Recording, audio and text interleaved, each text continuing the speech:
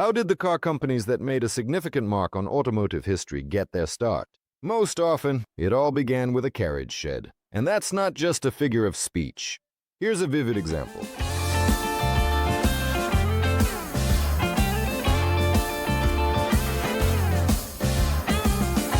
The retro gallery at the Lekelin restaurant, restored by the Kamishmash workshop, never fails to impress. The 1911 Lorraine-Dietrich Torpedo. This is an example that has survived to our days in its original form, without any restoration work. Of course, it has been serviced, patched up a bit, and its metal has been smoothed by calloused hands, but that's pretty much it.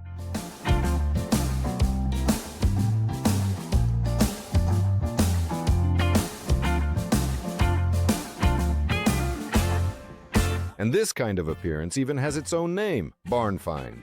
It's as if the car spent many years, even decades, standing in a garage or barn and has been preserved in its original condition. The emblem is the Cross of Lorraine.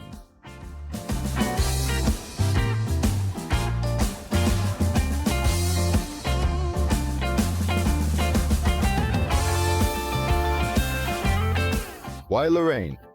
First, about the barn. The company that produced Lorraine-Dietrich was founded in 1684 by blacksmith Jean Dietrich in Alsace.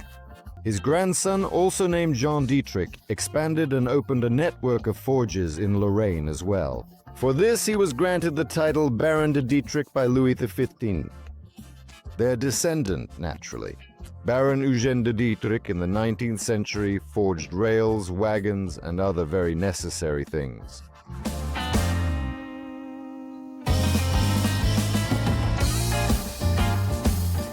The beginning of the then fashionable trend of automobile manufacturing can be considered to be 1896.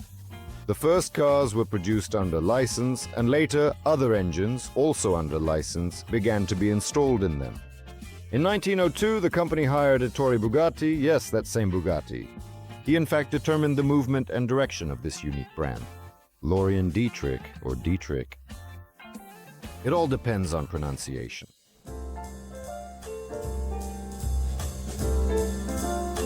As is often the case, the big companies absorbed the small ones, the main factories moved to other cities, and that's why two factories producing Dietrichs appeared. To distinguish one from the other, the Carriage crest was installed. That was the second reason. By the way, in 1906, the car manufacturing plant was relocated to Argenteuil, near Paris. I had to tell you this. Most likely, of course, I probably got something mixed up in the intricacies of family relationships, but the essence remains the same. And yes, this car was in high demand at the time. And as always, the buyer could choose from a whole range of body styles. In this case, there were two of them, this one and some other one. The story is silent about it. And you could buy just the chassis, the engine with the hood section, the frame and the suspension, and then order the body itself from a coach builder.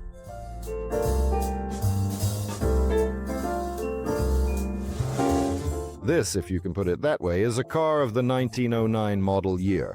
At that time, the company revised its model lineup to use modern terms. They implemented all the best technologies they could acquire from a number of companies they had absorbed. The Italian Isotto Franchini, the British Ariel Morse Limited.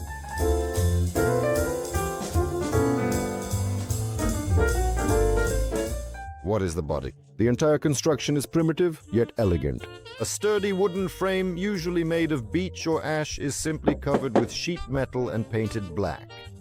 But it's not paint, it's traditional carriage varnish.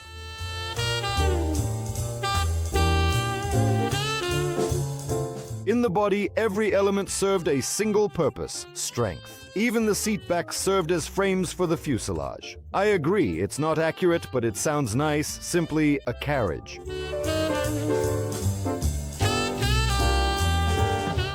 Coach building workshop, Jose and Percy. Pardon my French. It's written everywhere, even on the running boards. But the most popular workshop that made bodies for Lorraine-Dietrich was called Cockshoot. A cock's shot. Gentlemen, officers, quiet. It's just a clearing in the woods where hunters stand when hunting woodcocks. To be continued.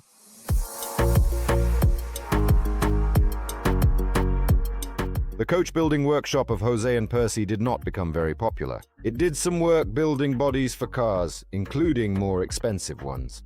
But it never gained much fame. However, the company is still in business today, although Percy has disappeared somewhere.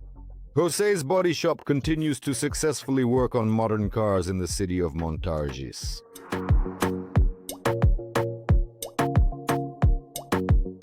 An interesting roof design. You can lower only the front part, leaving the rear up. You can raise only the front part and lower the rear. You can lower the whole thing. Comfort. As for the suspension, again, nothing out of the ordinary. The Dietrich company tried to make a front independent suspension for racing, but usually the standard setup turned out to be more reliable and practical. In the front, there's a beam with steering mechanisms that require greasing. And of course, leaf springs, with their ends extended quite far out. On the right, you can see the steering linkage with a damping spring.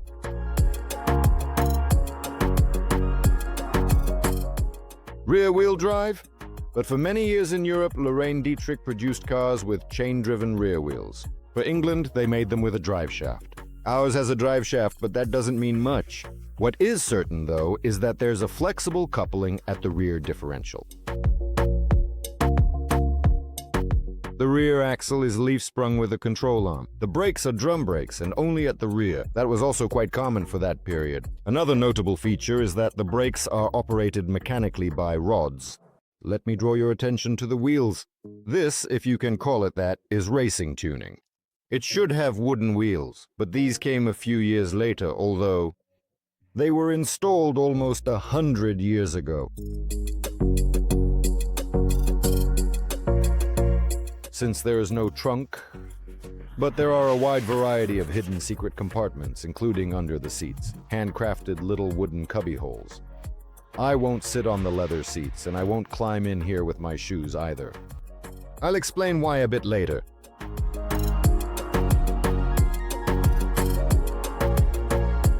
But how could you do without lighting equipment? For example, there's a carbide lamp made by Bernard.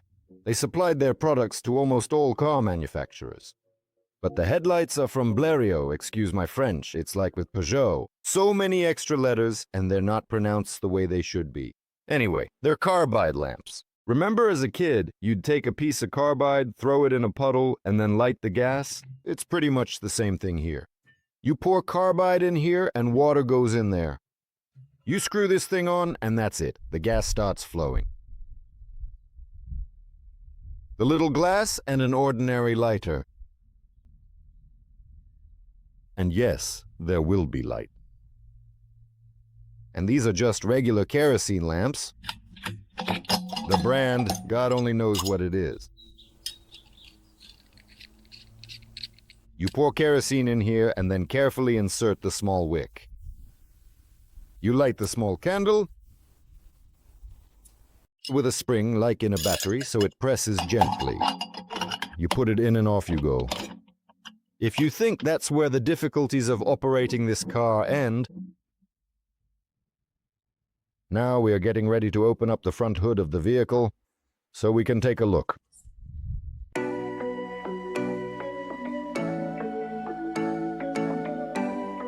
All the lighting housings are made of brass and glass.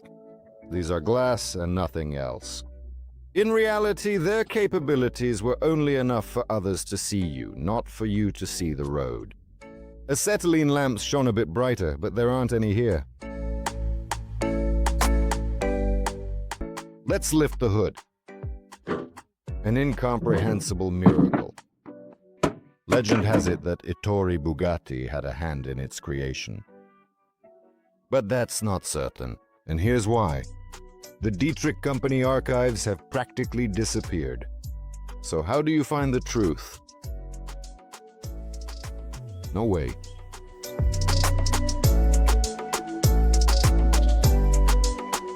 The engine capacity was not the largest for those years, 2.2 liters with a power of only 12 horsepower. This four-cylinder has a lower camshaft and push rods. Some had larger displacement and more power, licensed by Torcat Marie.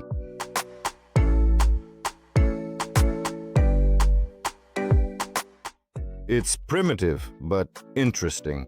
Here it uses Thermosiphon cooling. Hot water rises up, cools down, and then sinks back down. There's no pump here, and do you see these little funnels? On one hand, you can use them to pump and blow out the spark plugs. But their main purpose is to add a little bit of gasoline here before starting the engine. Let's go to the other side. There is something else we should see over there too.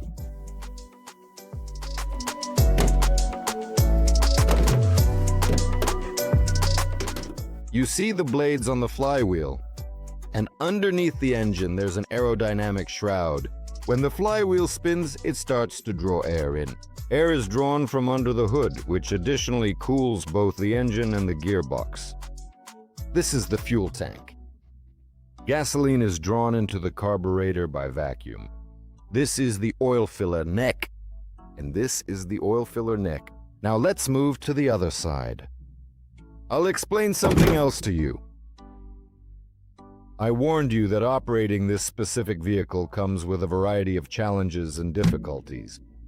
And one of the most important ones was the following situation. After you returned home from a long trip, you had to drain the engine oil. Why? Because this mechanism is precisely designed to direct oil flows onto the friction elements. There is no oil pump there, so the oil level always rises. That's why, before each new start, you come up, open these divine little caps, and add some oil in there, just as it says. Just as it says in the user manual. And after that, it's just a matter of technique. By the way, here are some spare spark plugs because they often get flooded. If you pay attention, you'll notice that the cylinder head is visually divided into two parts.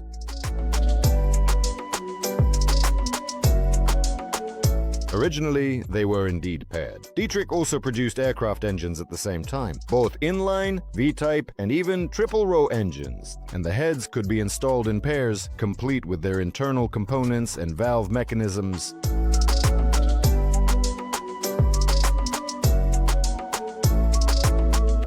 Starting the engine is a whole separate dance. First, we open the fuel tap. Then, we apply some throttle by hand. Now please pay close attention because this is a drip lubrication system. Inside the engine, the oil simply sloshes around, and to properly lubricate the moving parts, you must set the drip rate. It then delivers the oil directly there, let's say, for example, to the crankshaft or to the camshaft. Keep in mind that this can also lead to an overflow.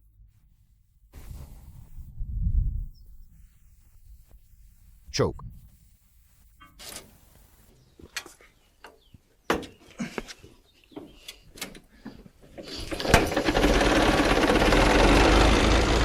Thank you for lowering it.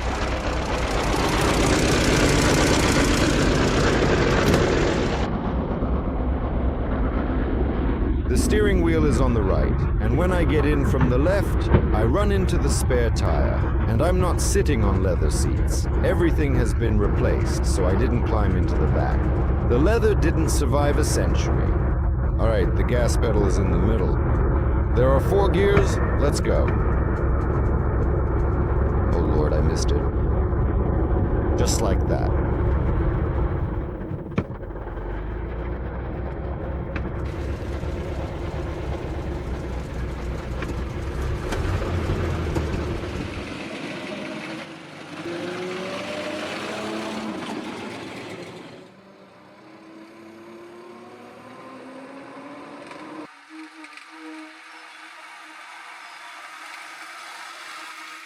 A rattling, smoking carriage. Practically the pinnacle of technical perfection from 100 years ago. And for its time, the car was valued at the top level. On par with Rolls-Royce, mind you. It cost around £1,000 sterling, depending on how fancy it was. It's cramped and not very comfortable.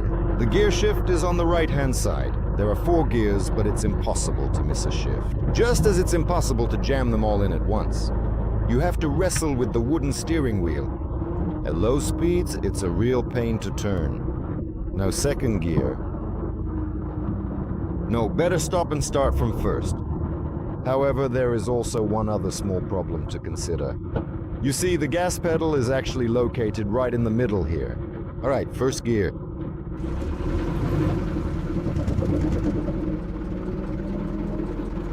And off we go. Have you noticed that there is no windshield wiper here at all? And if it starts to rain, everything is very cleverly thought out. Here you go. This particular model, of course, didn't appear in The Golden Calf, but its predecessor is mentioned in the novel. In general, the brand had very close ties with the Russian Empire. Cars were supplied in large quantities. In 1913, a Lorraine-Dietrich car won the Moscow-St. Petersburg rally.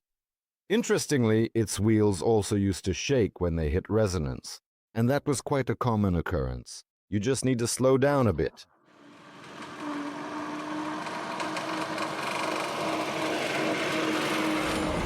We won't drive it for long, out of respect for the car's age and to spare the restorer's nerves. But I'll say one thing, it's a light and pleasant car. And how it creaks. Everything here creaks and hums.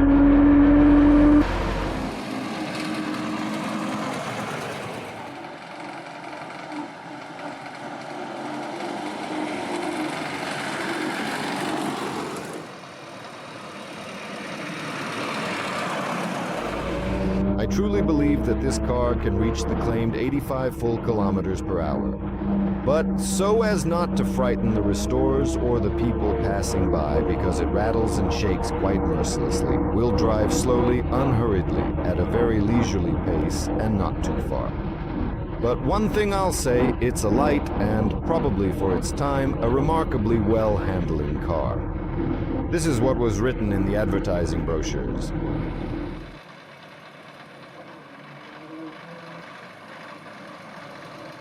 Lorraine-Dietrich, the company which regularly participates in European races, has earned its reputation by winning them.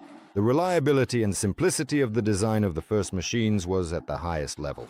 By the way, the USSR purchased from this company in the 1920s engines for R-3 airplanes. The weight of the car is 1,100 kilograms. A very light car indeed. But in 1935, car production was discontinued due to sales problems. But what is actually interesting, the Dietrich company is still alive today and produces modern heating equipment. History. Today, more than once, I have drawn your attention to the word license. Competently compiled advanced technologies, with the addition of your own original ideas, is sometimes the right path for development. I hope someone hears me. Well, what else? And the journey continues.